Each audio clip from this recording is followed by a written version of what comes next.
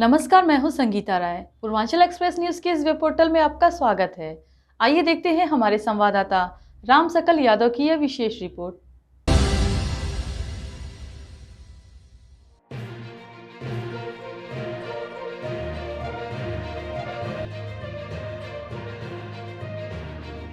स्वास्थ्य विभाग द्वारा नर्सिंग होम, सोनोग्राफी जांच केंद्रों, पैथोलॉजी सेंटरों की अनियमितता के मामले में सील करने की कार्रवाई में भ्रष्टाचार का आरोप लगाते हुए सामाजिक कार्यकर्ताओं ने बुधवार को ज्ञापन जिला प्रशासन को सौंपकर भ्रष्ट अधिकारी के खिलाफ आवाज बुलंद किया।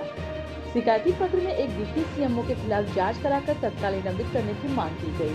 आम आदमी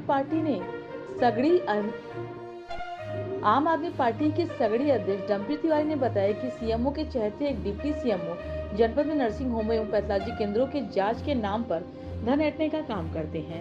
लेवल 3 के चिकित्सा अधिकारी हैं और 17 वर्षों से लगातार जनपद में जमे हुए हैं। उन्हें एक दर्जन स्वास्थ्य कर्मियों के नोडल अधिकारी बनकर सरकारी धन बंदरबाट किया जा रहा है। उन्होंने कहा कि एक नर्सिंग होम को सील किया गया, लेकिन फिर किन परिस्थिति में दोबारा इसको खोल दिया गया, इस पर सवाल खड़ा होता है। इसी प्रकार की गई घटनाएं हुई हैं।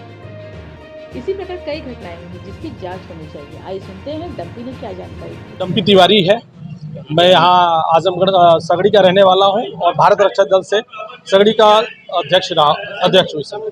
क्या मामला है जो आज आप आए? देखिए, मामला भ्रष्टाचार का है, मामला घूसखोरी का है, मामला बिगड़े हुए समाज का है और मामला अपने आजमगढ़ पे जबरदस्त घूसखोरी जो चल रही है हमारे डॉक्टरों का, उसका चल रहा है। देखिए, आरोप नहीं है, हमारे पास प्रमाण है। आरोप तो तब लगाए जाते हैं कि जब पता चलता है कि हम किसी को आरोपित कर रहे हैं। हमारे पास प्रमाण है और प्रमाण इस प्रकार है। आप लोग मीडिया बंधुओं, सबसे पहले मैं आप लोगों को नमस्कार करूंगा और प्रणाम करूंगा। और सबसे पहली बात मैं बताना चाहता हूं कि जो अभी आजमगढ़ में कुछ दिन पहले आप ही लोगों के माध्यम से सुना गया कि जगह जगह पर पैथोलॉजी पर और नर्सिंग होमों पर सख्ती से सीएमओ साहब का और डिप्टी सीएमओ साहब का ताला लगा और ताला लगाने के बाद उनको अवैध रूप देकर बंद कर दिया गया। लेकिन कुछ ही दिन बाद अवैध वसूली करके, मैं खुल के नाम लेना चाहता हूं कि जो हमारे उप मुख्य चिकित्सा अधिकारी हैं, उप मुख्य चिकित्सा अधिकारी अरविंद चौधरी जी, अब बताइए, जिसपे ताला लग गया, जिसपे बैन हो गया, उसको फिर क्यों ओपन किया गया? इसका मतलब अवैध वसूली की गई है और इस प्रकार की अवैध वसूलियां पूरे जिले में चल रही है। तो कैसे आम जन कैसे खुश रहेगा? और ये अपनी ड्यूटी कहाँ कर रहे हैं?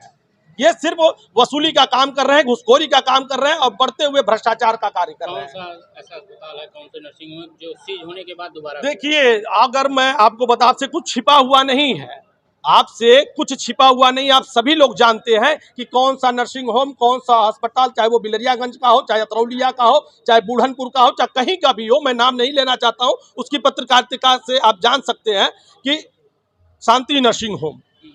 तो हर जगह पे जहां पे इन लोगों ने ताला लगा दिया, जहां पर अवैध घोषित कर दिया, फिर वो नर्सिंग होम खुलने का कारण क्या हुआ? क्या चाहते हैं आप लोग?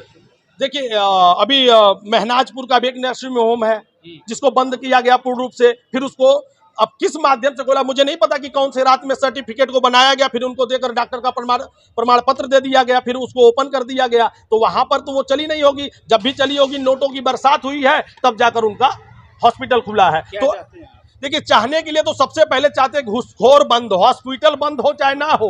अगर गलती लापरवाही डिप्टी जो हमारे उप मुख्य चिकित्सा अधिकारी हैं अरविंद चौधरी जी, उनको हटाया जाए पूर्ण रूप, तत्कालीन रूप से, चाहे वो डीएम साहब करे, चाहे सीएमओ साहब करे, तत्कालीन रूप से उनको बर्खास्त करे और उनके संवैधानिक रूप से जो उनको अर्थदंड लगे, जो उनके ऊपर कारावास लगे, वो तुरंत करनी चाहिए। क्योंकि ऐसे अधिकारी जिले में नहीं, राज्य में नहीं, गांव में नहीं, कहीं नहीं मान्य रखे जाएंगे। आज डीएम साहब से आप लोग मिले? डीएम साहब से मिला गया, हमारे साथ हमारे बड़े श्रेष्ठ भाई लोग हैं, इन्होंने सभी लोग मिलकर उनको ज्ञापन दिया गया। और कहीं ना कहीं आप मीडिया बंधु को बुलाकर हम लोग सोचे कि इस बात को साझा किया जाए कि समाज में उगते इस प्रकार के राक्षसों का वध कैसे किया जाए, इस प्रकार भ्रष्टाचारियों के ऊपर अंकुश कैसे लगाया जाए। तो देखिए सर, खत्म है तो यही खत्म कर रही है। अगर सरकार खत्म कर रही है तो बहुत अच्छी बात है। तो ये कहाँ से उग रहे हैं? जड़ से काटिए ना।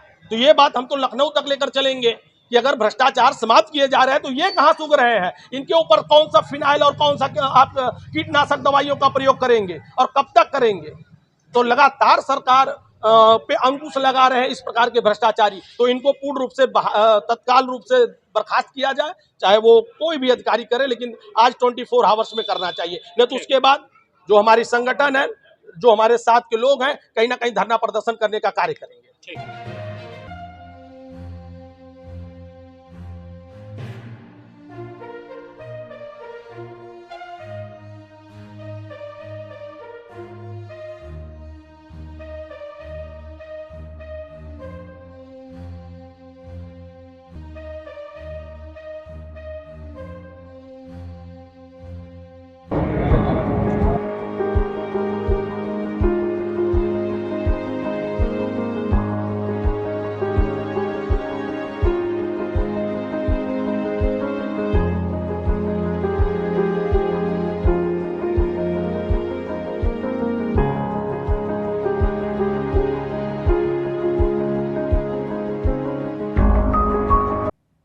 अगर आपको हमारी खबर पसंद आई हो तो हमारे चैनल को लाइक, सब्सक्राइब और शेयर जरूर करिए।